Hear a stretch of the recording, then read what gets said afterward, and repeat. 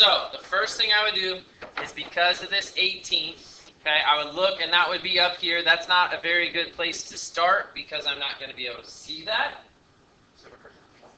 Okay, no, that's a good thing.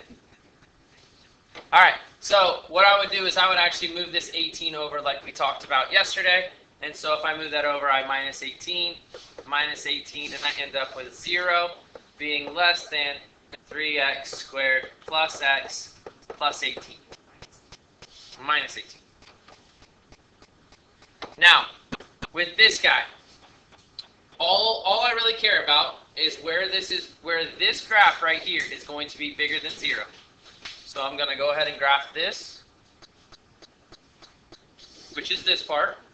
Y equals 0. I graph that, and I'm going to use that in red. So that's that. And then what I care about is I know that this is a parabola. I know this side right here is a parabola. I know that this is my y-intercept. Got it down here. I know my vertex has to be below that, either over here or over here somewhere. I don't really care too much right now.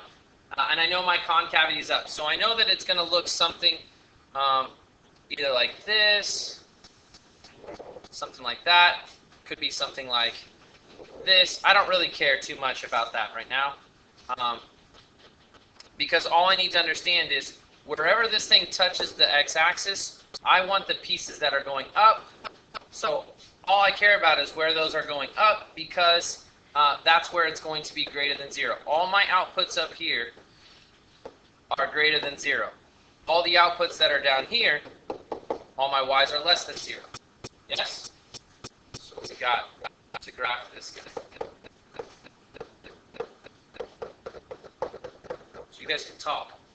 What's the only thing that I really care about are my x-intercepts. This thing is not factorable because I tried. Since my a is not 1, what do I have to do? Multiply 3 times 18, and when I do that, I got 54. There's not two numbers that multiply to 54, but subtract to 1. How do I know subtract? Different signs. I'm going to subtract. Sign rules, yes? Bigger number would have been positive, but there isn't. So I do opposite of b plus or minus square root of b squared minus 4ac all over 2a. I call out the quadratic because the quadratic will get me my x-intercepts. Following along. Opposite of b is going to be -1 plus or minus square root of. Is everybody okay with me just putting a 1 here? Because I would technically put in a -1, but -1 squared is just 1. Okay, what do I know about these? Actually, what do I know about these roots then? Well, not necessarily. Hold on. 4 times 1 times the -18, so nope, I'm wrong. All over 3 times 6, 2a, 2 times 3, 6. Everybody okay with me doing that?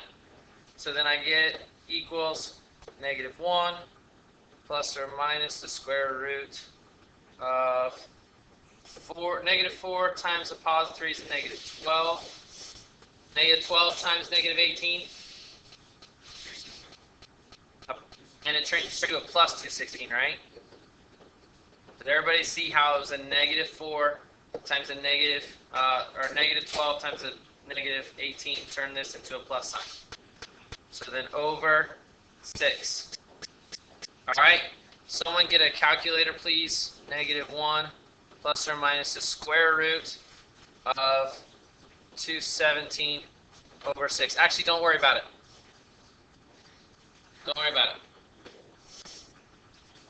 Because for this, I'm not going to do 217. Can we break it now? No. Yeah. Yeah. Nope. 3 doesn't go into it because 2 plus 1. You guys know the rule for 3? Yeah, so 2 plus 1 is 3 plus 7 is 10. Does 3 go into 10? Then 3 won't go into 217. So that means it takes all the 3's out. 2's won't go into it. Obviously 4 won't go into it. 5 won't go into it. 6 won't go into it because 2 and 3 don't go. 7. That's the only one. Well, how many times does 7 go into it? No, because we can't break 31 down.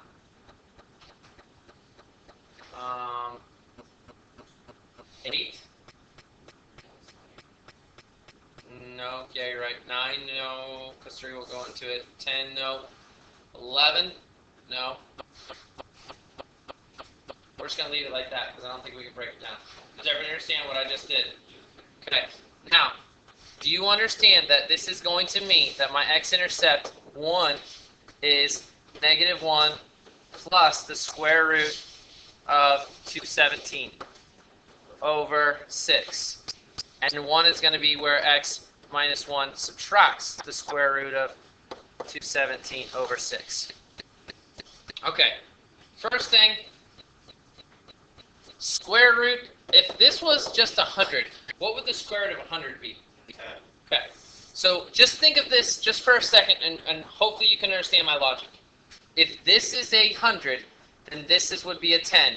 Do you see how a -1 plus 10 would be what type of number? Positive. It would be positive. I don't care. So you see?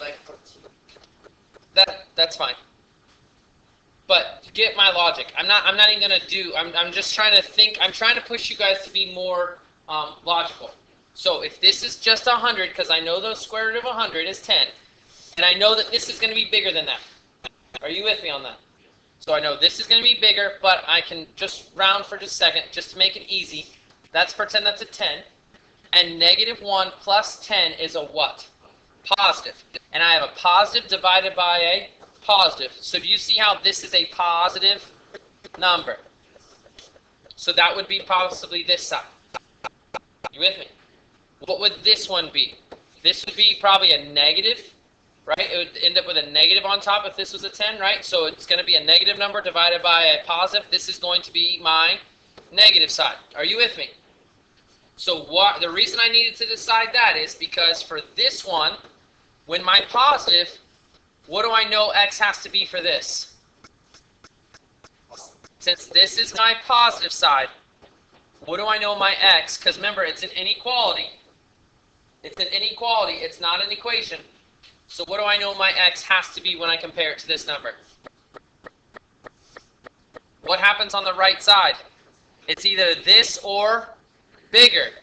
So it's either this number or bigger. What do I know about this one? It's either this number or, and why is it allowed to be equal to? So my answer would look something like this. X is greater than -1 plus square root of 217 over 6, or x is, switch my signs. X is greater than that, or x is less than -1 minus square root of 217 over 6. Does everybody see how that problem's possible? Yeah.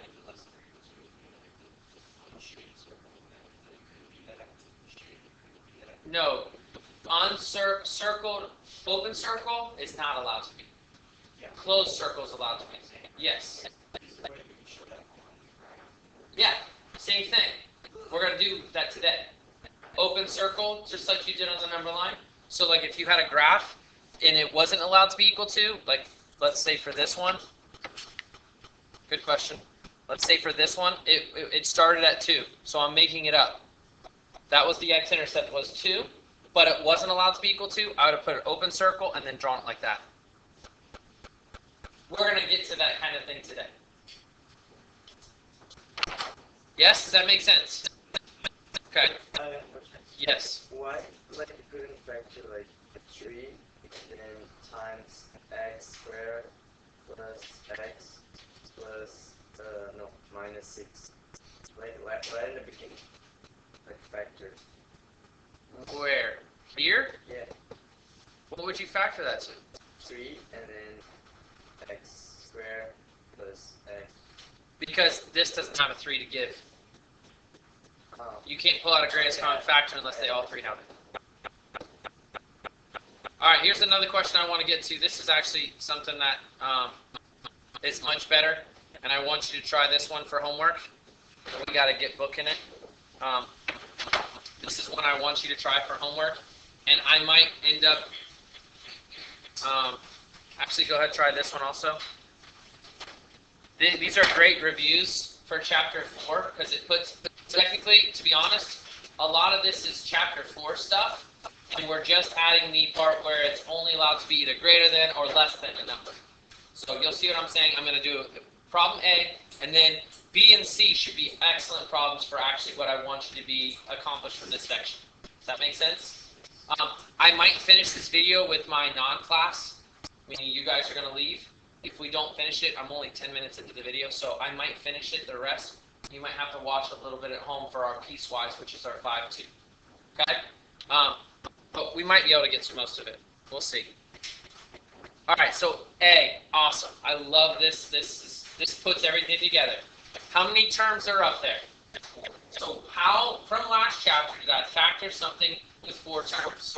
By grouping. So I'm going to group this together, and I'm going to group this, but you see I include that negative, so I have to put a little plus sign right there. We've talked extensively about that. Okay? If you notice, all the big stuff that I've hit, all the stuff where I'm saying, hey, pay attention to this, has it come back and happened later on? Yeah. Okay? So that's why we go over this so much. What do I need to find between these guys? What do they have in common? 2x squared. What am I left with? X minus 4. This is such a good problem. I mean, this thing reviews chapter 3 and chapter 4. Okay? What do these guys have in common? Well, I cheat, right? I cheat. What do I want the second bubble to become also? I want it to become an x minus 4, correct? Well, the problem is that's a negative, right? So I need to factor out a negative 8, because that makes this a positive x, and it makes that negative or positive become a negative back here. So that's how, remember, I cheat. I use that to my advantage. Because the first bubble, haven't you noticed the first bubble is normally easier than the second bubble? So use the first one to help you out. Okay, what does this have in common with this? And what am I left with after I do that? 2x squared minus 8. Now, some of you are going to go, oh, I'm done. No, you're not. Is this factored completely? Is this one? Yes. Is this bubble? Now, right now, you're not seeing something that's going to pop up, because when you get to this bubble, you've got to pretend like you haven't done any factoring. You got to start over. So what's the first thing I always look for when I factor? Greatest common factor. Do these guys have a greatest common factor? If you do not pull out the greatest common factor, you will not see what pops up next. Okay? Now, is everybody okay with me sticking this guy in the back and moving this guy forward because I want to deal with him? Kind of like my son and daughter. When I want to deal with my son, I'm like, get over here. And I get closer to him. And my daughter, I kind of push away. I'm like, don't worry, you're good. Right? So, here we go. What do they have in common? 2. What am I left with? X squared minus 4. Hopefully you guys are going, oh, I see it now. What popped out? Difference of squares. What am I left with? X minus 2, X plus 2, X minus 4. Yes, with me. How can I graph this guy? The whole point of me doing this was so I could grab my what? My zeros, my roots, my x-intercepts. Any 3 of those words you could say and you're correct. Okay? That's the reason I got my factors. What's my roots? Well, when would this equal 0? By the way, if someone puts remember, if someone gave you an equation and they say equal to 0, you are solving. That means I need, what are the x's? If someone says factor this, you don't go crazy like that, and they give you this without an equal 0, what are you trying to just get to? This.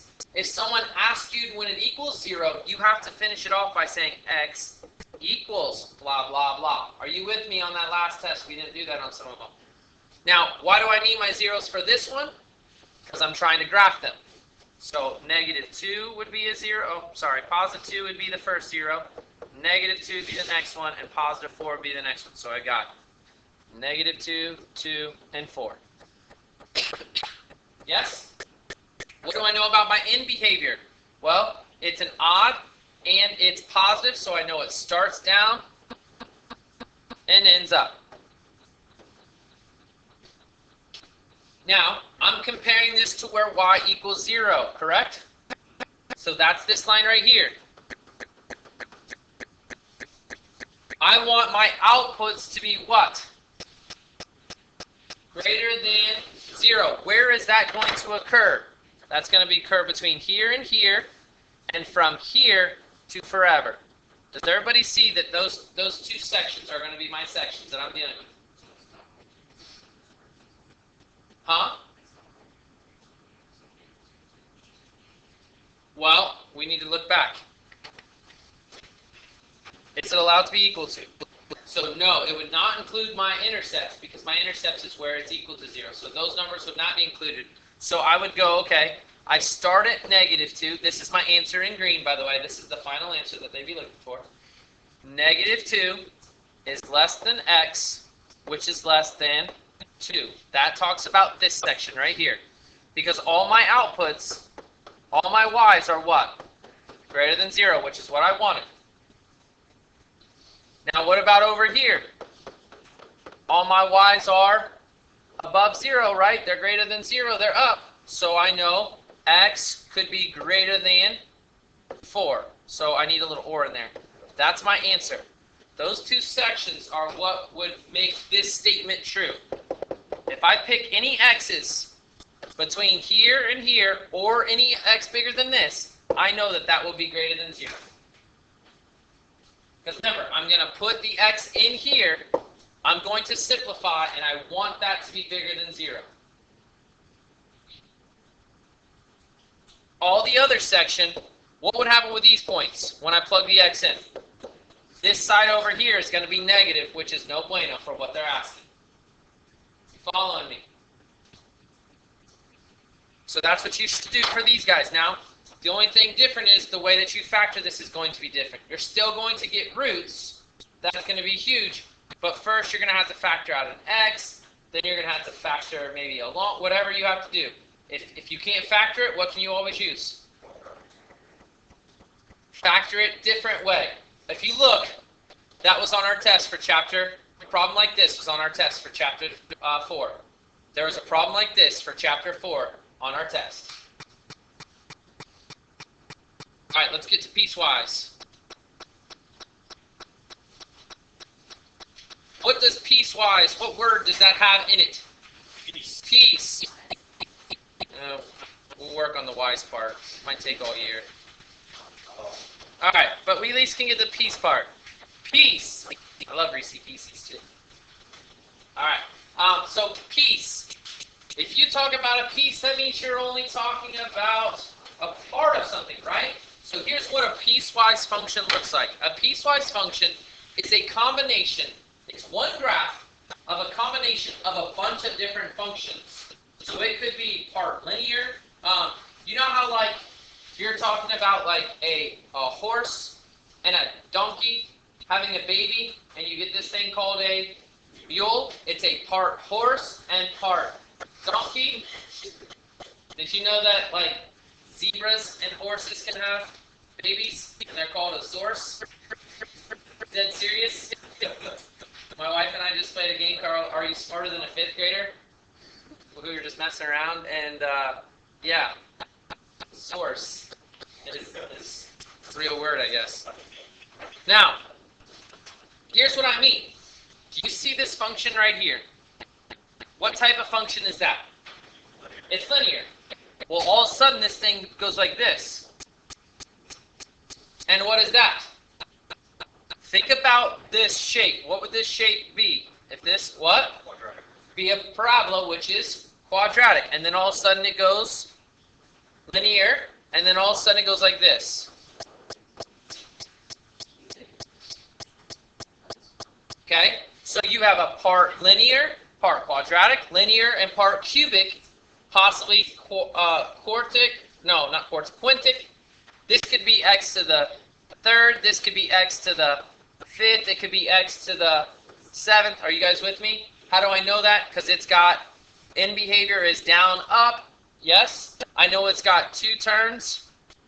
So it has to be at least something to the third power. Yes? All this is that old stuff. All right, so here's what this looks like. We're going to skip quite a bit and go to right here.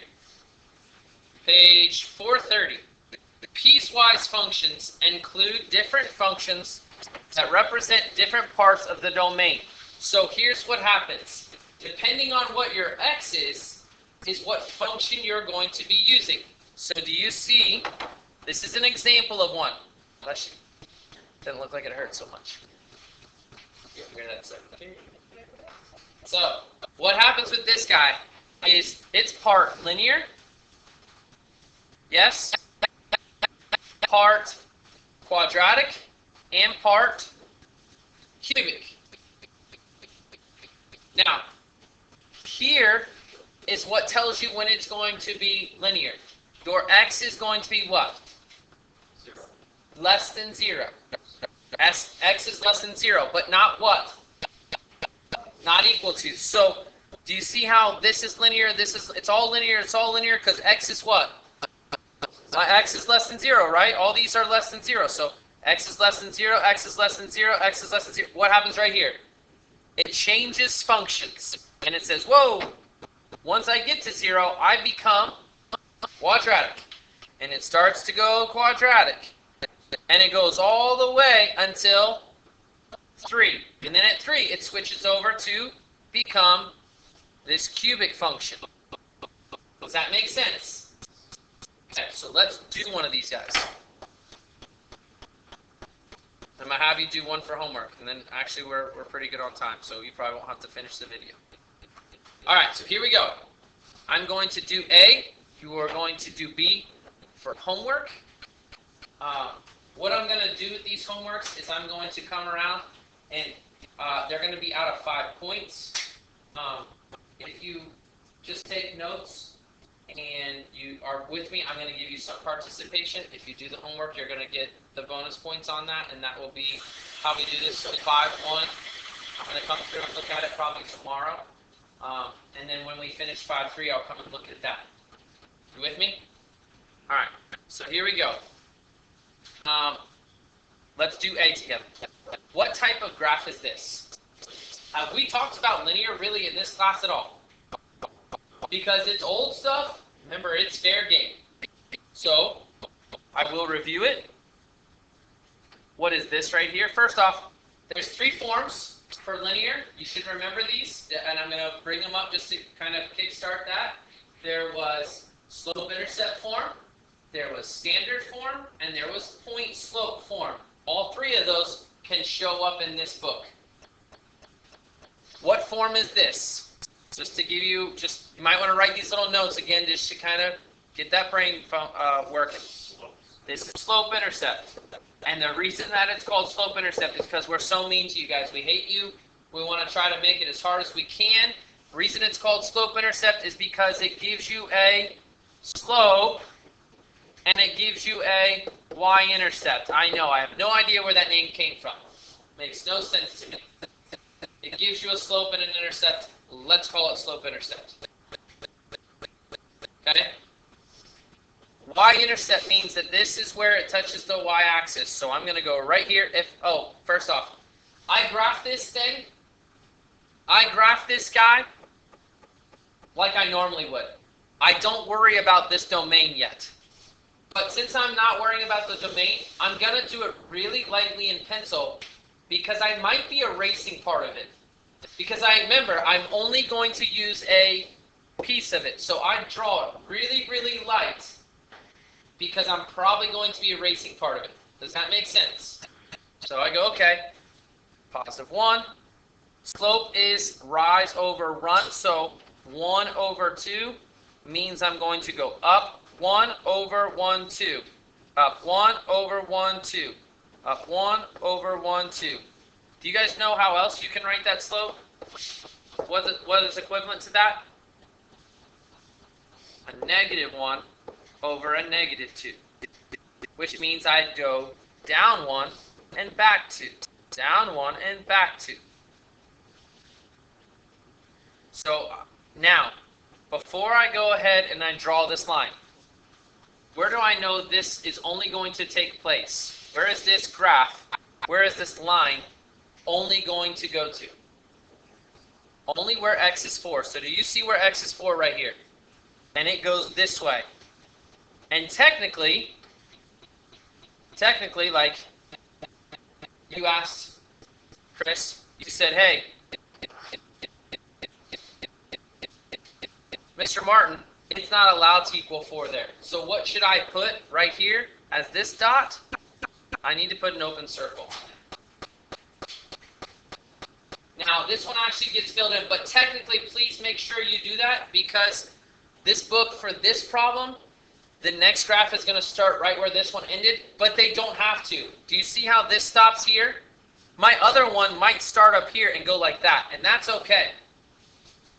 Do you see how all of a sudden it could start up there and jump? They can jump around. They do not have to touch each other like the book is showing you. They can jump around. All right. What form is this in? This is in vertex form. What is my vertex? 4, 3. Remember, it's the opposite of what's in here and exactly what's out here. Well, if I go to 4, 3, what is that?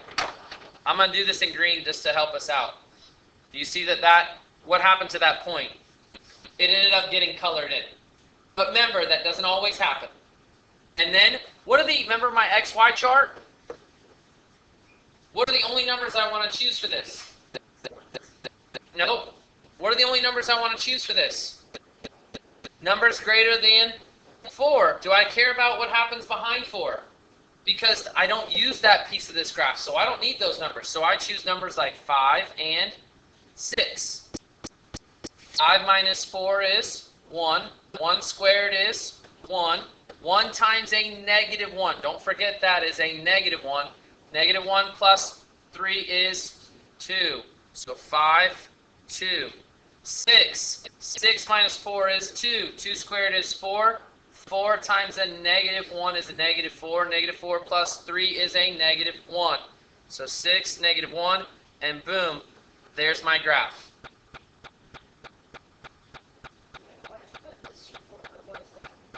Because it wasn't allowed to be equal to, I drew it as an open circle. Because not all my piecewise functions have to pick up where the other one left off. They don't have to be connected. Hold on real quick. Let me go over something. Actually, go ahead and go. All right, so to help you out with homework a little bit, we're going to talk about these different guys. So I'll do them in different colors. So this first one, we'll do in red. Let's talk about this. If you know that this is a linear function, and it's going to be in slope-intercept form, I can make it look a little better with that, so I'm going to rewrite it. If I have x, that means that I can add 0, and that would be my y-intercept. So the reason I added 0 is so I can see what my y-intercept was. I know it's not written down here, but these are things that I can add in math. Remember, we can change the way things look by putting stuff in there as long as we don't change the value. And x plus 0 is just x. So I haven't changed its value, but I gave myself a y-intercept. So when I go to graph, I have y-intercept. What is in front of x would be a 1, but how do I want to write that? I want to write that as a rise over run. So how can I write that as a fraction? As a 1 over 1. So there I've got my slope. I've got a y-intercept. You should be able to graph that tonight. This next guy right here, the first thing I'd want to do, I'm supposed to change colors, is I'd want to do, I want to factor it. So I would go x to the 4th minus 25x squared, and I'm going to pull out an x squared that they both have, and I'm left with x squared minus 25. Again, when I do that, difference of squares pops out. X squared, x minus 5, x plus 5. So that gets me my roots. So if I was actually graphing this thing, I would actually graph this one first because it's just so funky. And then I'd make sure I only graph the pieces that are in between -2 and 2. So the pieces that are outside, I don't need to worry about it. So this guy right here, that root, I probably won't even use, but I do want to graph it first because I want to get my end behavior. So make sure you graph this on there and then erase it after because, like I said, you want to make sure you get your end behavior. End behavior, this is positive, this is even. You know it's going to start up and it's going to end up. Again, just trying to give you some hints to help you out. The last one that I would do, remember it's always going to equal 2. No matter what x you pick, you're always going to get a y out of 2. So if you think about that, remember, that's y equals 2. A y equals 2 graph, these go up by 2 by the way, so it would look right here.